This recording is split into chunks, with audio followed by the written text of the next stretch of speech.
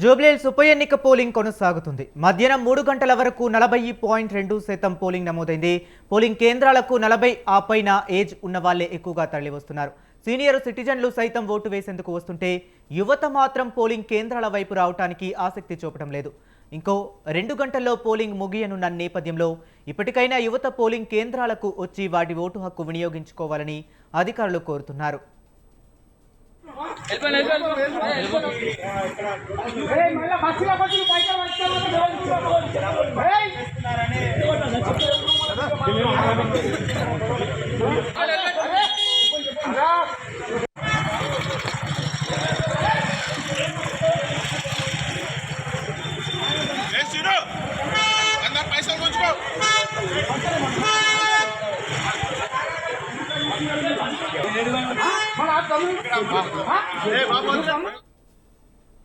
జూబ్లీహిల్స్ ఉప ఎన్నిక పోలింగ్ సందర్భంగా ఎన్నికల ప్రవర్తన నియమావళిని ఉల్లంఘించిన పలువురిపై హైదరాబాద్ పోలీసులు 3 కేసులు నమోదు చేశారు. ఎమ్మెల్యేలు బీర్లా ఐలయ్య, రామచంద్ర నాయక్, రామదాసుపై మధురనగర్ పోలీస్ స్టేషన్లో 2 కేసులు, మాజీ ఎమ్మెల్యేలు దాస్యం విజయభాస్కర్, మెతుకు ఆనంద్పై బోరబండ పోలీస్ స్టేషన్లో 1 కేసు నమోదైనట్లు పోలీసులు విడుదల చేసిన ప్రకటనలో తెలిపారు.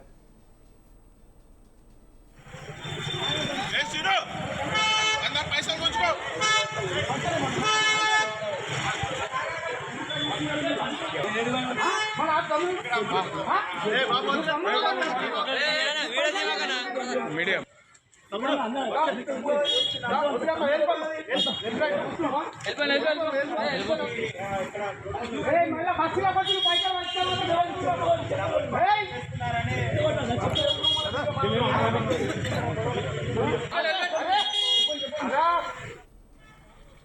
ఎన్నికల కోడ్ ఉల్లంఘించిన వారిపై చట్టపరంగా కఠినంగా వ్యవహరిస్తామని హైదరాబాద్ పోలీసులు స్పష్టం చేశారు. ప్రజాస్వామ్య విధానంలో ఎన్నికలు శాంతియుతంగా పారదర్శకంగా జరగాలంటే ప్రతి ఒక్కరూ ఎన్నికల ప్రవర్తన నియమావళిని గౌరవించాలని సూచించారు.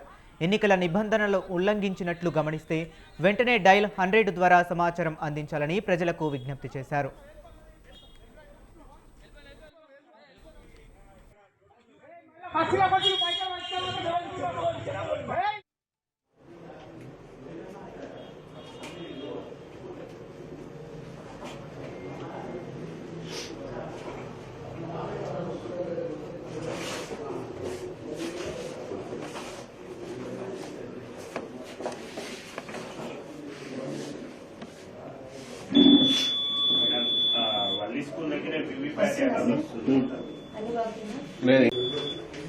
ఓకే వస్తారు పంపిస్తాను. అలా గ్రూప్ లో పెట్టండి, లొకేషన్ పెట్టండి, వచ్చేస్తుంది.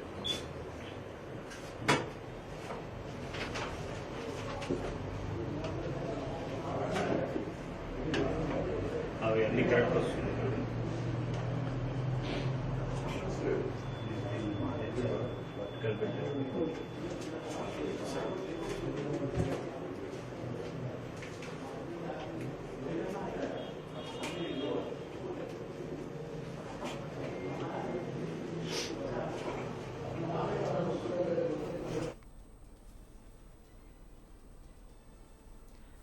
జూబ్లీహిల్స్ ఉప ఎన్నిక పోలింగ్ కొనసాగుతుంది. మధ్యాహ్నం 3 గంటల వరకు 40.2% పోలింగ్ నమోదైంది.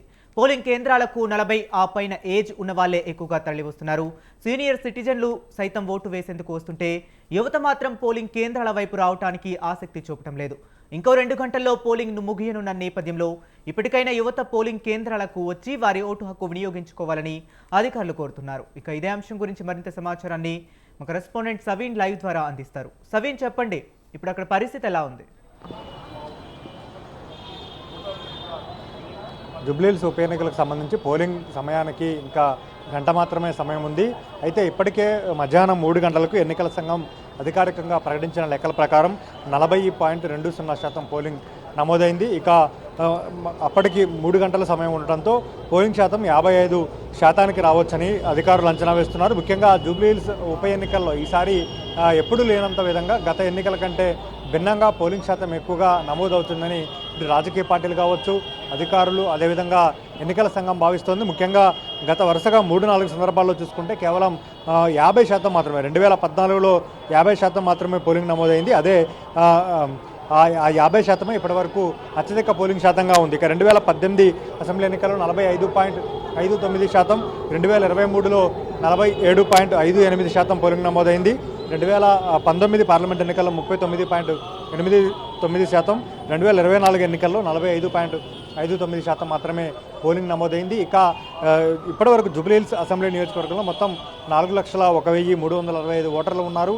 దీనికి సంబంధించి మొత్తం 407 పోలింగ్ బూత్లు ఏర్పాటు చేసి మొత్తం 7 డివిజన్ల పరిధిలో ఈరోజు పోలింగ్ నిర్వహించారు. ముఖ్యంగా జరుగుతుంది ఉప ఎన్నిక కాబట్టి అన్ని రాజకీయ పార్టీలు ప్రతిష్టాత్మకంగా తీసుకొని పోల్ మేనేజ్మెంట్లో అంటే ఓటర్లను పోలింగ్ బూతులకు రప్పించడంలో రాజకీయ పార్టీలు కావచ్చు, అభ్యర్థులు తమ వంతు కృషి చేశారని చెప్పుకోవచ్చు. అందులో భాగంగానే పెరిగిన పోలింగ్ శాతం అందులో భాగంగానే చూడాల్సి ఉంటుందంటూ కూడా అంచనా వేస్తున్న పరిస్థితి మనకు కనబడుతుంది. ఇక డివిజన్ల వారీగా చూస్తుంటే మొత్తం 7 డివిజన్లు ఉన్నాయి. రహమత్ నగర్ డివిజన్లో 70,583 ఓట్లుండగా 72 పోలింగ్ బూతులు ఏర్పాటు చేశారు.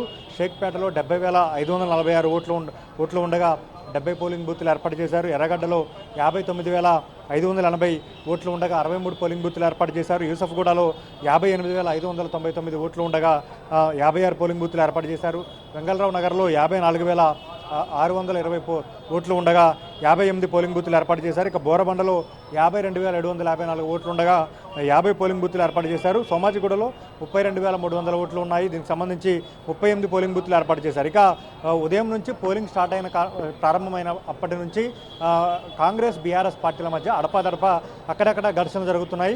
వెంగళరావు నగర్ డివిజన్లో, ముఖ్యంగా బోరబండ డివిజన్లో, రహమత్ నగర్ డివిజన్లో, ఇట్లా యూసఫ్గూడ డివిజన్లో అక్కడక్కడ బీఆర్ఎస్ పార్టీ, కాంగ్రెస్ పార్టీ కార్యకర్తల మధ్య ఘర్షణలు చోటు చేసుకుంటున్నాయి. ముఖ్యంగా కాంగ్రెస్ పార్టీకి సంబంధించినటువంటి ఎమ్మెల్సీ శంకర్ నాయక్తో పాటు ఎమ్మెల్యేలు రామ్దాస్ నాయక్, అదేవిధంగా తేజావత్ రామచంద్ర నాయక్, ఈ ముగ్గురు ఎమ్మెల్యేలు ఎన్నికల నిబంధనలకు విరుద్ధంగా పోలింగ్ ప్రాంతంలో తిరుగుతున్నారు. వీళ్ళు బయటవారు అంటూ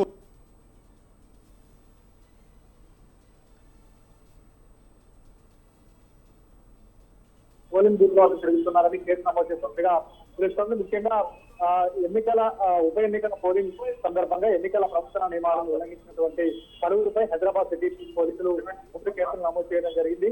దీనికి సంబంధించి కాంగ్రెస్ పార్టీకి సంబంధించి బీర్లా ఐలయ్య, రామచంద్ర నాయక్, రామ్దాస్ నాయక్, అదేవిధంగా మధురానగర్ పోలీస్ స్టేషన్ లో 2 కేసులు, మాజీ ఎమ్మెల్యేలు దాసా వినయ్, మెతుకు ఆనందపై గోరబండ పోలీస్ స్టేషన్ లో 1 కేసు నమోదైనట్టుగా చెప్తున్నారు. ముఖ్యంగా స్థానికేతలకు సంబంధించి కాంగ్రెస్ పార్టీకి సంబంధించిన ఎమ్మెల్యేలు, ఎమ్మెల్సీలు, అదేవిధంగా కాంగ్రెస్ పార్టీకి సంబంధించిన ఎంపీలు, మంత్రులు డిప్యూటీ సీఎం బట్టి విక్రమార్క కూడా జూబ్లీహిల్స్ నియోజకవర్గంలో తిరిగారని టీఆర్ఎస్ పార్టీ ఆరోపిస్తుంది. నియోజకవర్గంలో లేని నియోజకవర్గ కానటువంటి స్థానికేతరులు జూబ్లీహిల్స్ నియోజకవర్గంలో ఉండకూడదు. జూబ్లీహిల్స్ నియోజకవర్గంలో పోలింగ్ బూత్ల వద్ద ఉండి స్థానికేతర సంబంధించినటువంటి కాంగ్రెస్ పార్టీ ఎమ్మెల్యేలు, ఎమ్మెల్సీలు, ఎంపీలప్ప పోలింగ్ బూత్ల వద్ద ఉండి ఓటర్లను ప్రలోభాలకు గురి చేస్తున్నారు. అదేవిధంగా డబ్బులు పంచుతున్నారంటూ కూడా ఆరోపించారు. 2 గంటలకు టీఆర్ఎస్ పార్టీ అభ్యర్థి రాజేంద్ర సింగ్ కూడా ప్రెస్ మీట్ నిర్వహించారు. ఈ ప్రెస్ మీట్ లో భాగంగా కొన్ని కామెంట్స్ చేశారు. ముఖ్యంగా కాంగ్రెస్ పార్టీ ఓటర్లను బెదిరింపు ప్రలోభాలకు గురి చేస్తున్నట్టు కూడా ఆమె కామెంట్ చేసిన పరిస్థితి నాకు కలుపుతోంది. మొత్తానికి ఓవరాల్ గా కాంగ్రెస్ పార్టీ ఓటుకి 5,000 పంచుతోంది. యూసఫ్గూడ డివిజన్ లో నేను వెళ్తే నన్ను బెదిరించే ప్రయత్నం చేశారంటూ కూడా కాంగ్రెస్ పార్టీ అభ్యర్థి ఆరోపించిన పరిస్థితి మనకు కనబడుతోంది. ఓవరాల్ గా ఈ రోజు ఉదయం నుంచి ఉదయం 7 గంటల నుంచి సాయంత్రం 6 గంటల వరకు పోలింగ్ జరగబోతుంది. నెల 14వ తేదీన జూబ్లీహిల్స్ ఉప ఎన్నికల ఫలితాలు రాబోతున్నాయి. ఇక జూబ్లీహిల్స్ నియోజకవర్గంలో ఉన్నటువంటి 7 డివిజన్లకు సంబంధించి అన్ని 3 ప్రధాన పార్టీలు, కాంగ్రెస్, బీఆర్ఎస్, బీజేపీ, 3 ప్రధాన పార్టీలు ప్రచారం చేశాయి. అదేవిధంగా ఓటర్లను పోలింగ్ కేంద్రాలకు రప్పించి పోల్ మేనేజ్మెంట్ ద్వారా ఆయా రాజకీయ పార్టీలు సక్సెస్ కావాలని భావించాయి. ప్రస్తుతం మనం యూసఫ్గూడ డివిజన్ లో ఉన్నాం. ఇక్కడ మొత్తం యూసఫ్గూడ డివిజన్ లో మనం ఉన్నటువంటి పోలింగ్ కేంద్రంలో 7 పోలింగ్ బూత్లు ఏర్పాటు చేశారు. పెద్ద పోలింగ్ బూత్ ఇది. పోలింగ్ బూత్లు ఏర్పాటు చేసి ఇక్కడ ఓటు ఒకరు వినియోగించుకున్న సౌకర్యం మాత్రం ఓటర్లు కల్పించారు. ఇక జూబ్లీహిల్స్ నియోజకవర్గంలో ఈసారి కొత్త ఓటర్లు కూడా 7,000 మంది యాడ్ అయ్యారు. ఈ కొత్త ఓటర్లు కూడా ఎవరి వైపు మొగ్గు చూస్తారనేది ప్రధానంగా రాజకీయ వర్గాల్లో చర్చ జరుగుతుందని చెప్పుకోవచ్చు. ఓవరాల్ గా మనం చూసుకుంటే 2,000 మందికి పైగా పోలింగ్ సిబ్బంది, 2,000 మందికి పైగా పోలీస్ సిబ్బందితో జూబ్లీహిల్స్ ఉప ఎన్నికను కేంద్ర ఎన్నికల సంఘం, రాష్ట్ర ఎన్నికల ప్రధాన అధికారి ఆధ్వర్యంలో నిర్వహించాలని చెప్పుకోవచ్చు. ముఖ్యంగా జూబ్లీహిల్స్ నియోజకవర్గానికి సంబంధించి ఈసారి పోలింగ్ శాతం పెరిగితే మాత్రం ఇది ఉప ఎన్నికల్లో అన్ని రాజకీయ పార్టీలు చేసిన కృషితో పాటు అభ్యర్థులు, పోల్ మేనేజ్మెంట్, అదేవిధంగా ప్రజలు కూడా వచ్చి ఓటు వేశారని మనం భావించాల్సి ఉంటుంది. ఇక జూబ్లీహిల్స్ నియోజకవర్గానికి సంబంధించి ఈసారి ముఖ్యంగా మొత్తం చూస్తే 4,01,365 మంది ఓటర్లు ఉండగా 2,08,561 మంది పురుష ఓటర్లు కాగా మహిళా ఓటర్లు 1,92,779 మంది ఉన్నారు. ఇక ఇతరులు 25, సర్వీస్ ఓటర్లతో 18, విదేశీ ఓటర్లు 123, దివ్యాంగులు 1,907 మంది ఉన్నారు.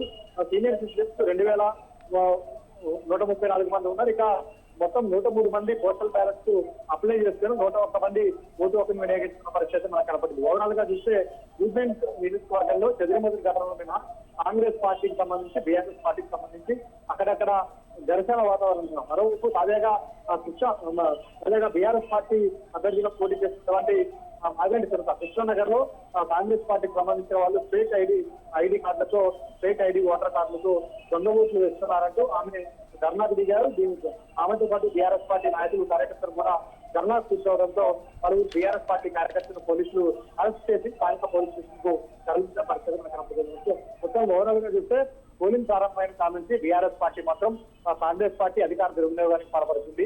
ఓటర్లను భయభ్రాంతులకు గురి చేస్తున్నారు, డబ్బులు పంచుతున్నారు. అదేవిధంగా ఇతర అంశాలు, ముఖ్యంగా కాంగ్రెస్ పార్టీ తమకు అనుకూలంగా అధికారంలో ఉన్నామంటూ అధికార దుర్వినియోగానికి పాల్పడుతున్నట్టు కూడా బీఆర్ఎస్ పార్టీ ఆరోపించిన పరిస్థితి మనకు కనబడుతోంది. సాయంత్రం మధ్యాహ్నం 3 గంటలకు 40% పైకి పోలింగ్ అయింది కాబట్టి సాయంత్రం 6 గంటలలోపు ఎంత మేరకు పోలింగ్ శాతం నమోదవుతుంది అనేది ఇక్కడ ప్రధానాంశంగా మనం చెప్పుకోవచ్చు. ఓకే సవీన్, అలాగే ఎక్కువగా పోలింగ్ కేంద్రాలకు సీనియర్ సిటిజన్లు 40 ఏళ్ల పైబడిన వారు మాత్రమే వస్తున్నారని మనకు సమాచారం అందింది. యువత ఓటు హక్కు వినియోగించుకోవడానికి ఆసక్తి చూపడం లేదంటూ తెలుస్తుంది. దీనికి ప్రధాన కారణాలు ఏవై ఉంటాయంటారు?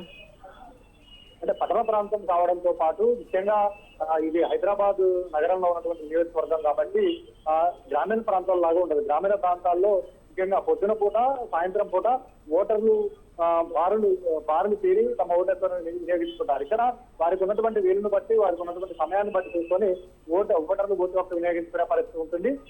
యువత ఓటింగ్కి వచ్చినప్పటికీ యువత కంటే ఎక్కువగా మధ్య వయస్కులు, అదేవిధంగా సీనియర్ సిటిజన్స్ కూడా ఓటింగ్ లో పాల్గొంటున్న పరిస్థితి మనకు కనబడుతోంది. ఓవరాల్ గా చూస్తే అన్ని వర్గాల వారు ఓట్లు వేస్తున్నారు. కానీ హైదరాబాద్ నగరంలో పోలింగ్ శాతం అనేది చాలా తక్కువ స్థాయిలో నమోదవుతూ ఉంటుంది. ఇప్పుడు జరిగేది ఉప ఎన్నిక కాబట్టి ఈ మాత్రమైన పోలింగ్ శాతం నమోదవుతుంది. అదే సాధారణ ఎన్నిక అయితే మాత్రం 40-50% లోపే పోలింగ్ నమోదు అవుతూ వస్తుంది. జూబ్లీహిల్స్ లో 2014లోనే 50% మాత్రమే పోలింగ్. ఇదే ఇప్పటి వరకు హైయెస్ట్ పోలింగ్ శాతం. ఈ రోజు ఒకవేళ 50 క్లాస్ అయితే మాత్రం ఇప్పటి వరకు జూబ్లీహిల్స్ లో జరిగినటువంటి పోలింగ్ శాతాన్ని ఈ రోజు జరిగినటువంటి ఉప ఎన్నిక పోలింగ్ శాతం బ్రేక్ చేయబోతుందని చెప్పుకోవచ్చు. ఉప ఎన్నిక జరిగింది, రాజకీయ పార్టీలు మంచి తక్కువ తీసుకున్నాయి, ప్రచారం చేశాయి, ఇంటింటికి వెళ్లారు కాబట్టి, అదేవిధంగా ఓటర్లు కూడా ఉప ఎన్నిక కాబట్టి తమ ఓటు హక్కును వినియోగించుకుంటున్న పరిస్థితి మనకు కనబడుతుంది. ఓకే సవీన్, అలాగే మనం చూసుకున్నట్లయితే ఓట్ల చోరీ జరుగుతుంది అంటూ కూడా మనకి వస్తున్న సమాచారం. అయితే అక్కడ ఎటువంటి అధికారులు ఇటువంటి ఓట్ల చోరీలు జరగకుండా ఎటువంటి జాగ్రత్త చర్యలు తీసుకుంటున్నారు? ప్రధానంగా ఈ రోజు ఉదయం నుంచి కాంగ్రెస్ పార్టీకి సంబంధించిన వాళ్ళు దొంగ ఓట్లు వేస్తున్నారు అనేది బీఆర్ఎస్ పార్టీ ఆరోపణలు చేస్తుంది.